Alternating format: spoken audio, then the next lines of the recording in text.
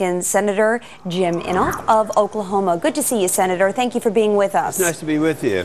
Let's talk about where we stand on climate change. Right now, we saw some amendments to the Kerry-Boxer bill on Friday. How do you think that bill stands as we sit here today?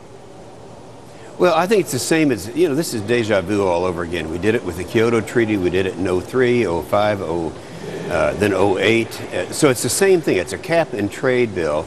It would constitute the largest tax increase in the history of America, and people just aren't going to do it right now. Now, we're going to go into 3 days of intense hearings starting in about 15 minutes.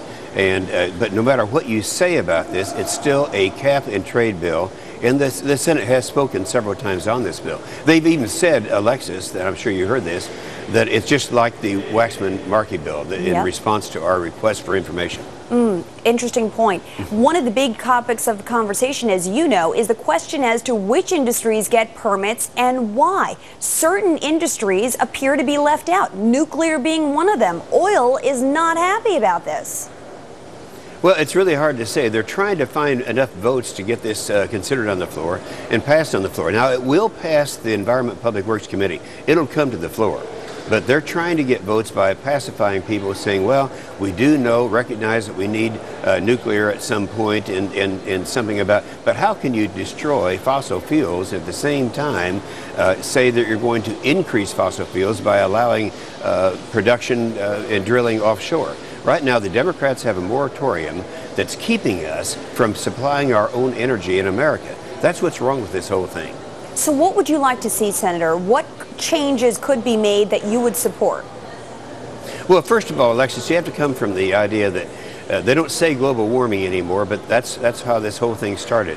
Right now, we're in the 9th year of where the globe is no longer warming, and we go through these cycles, and we always have. So you have to assume that there is a problem that needs to be addressed out there.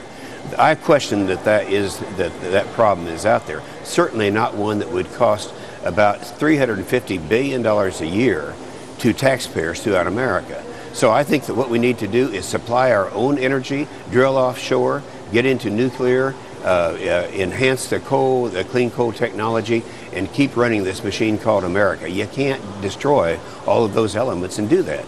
Okay, let me play devil's advocate for just a second, Senator. You know there are plenty of colleagues who work in the energy industry who do support some kind of cap and trade, because the fear here is that we're relying way too much on foreign oil, that we've got to do something here to upgrade our own energy infrastructure in this country. Do you not agree?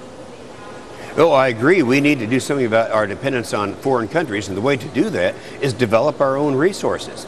That's the only way that we can do it and become self-sufficient. To me, it's ludicrous for people to say that we don't want to depend on foreign countries for our ability to run this machine called America, and at the same time stop us from developing our own resources.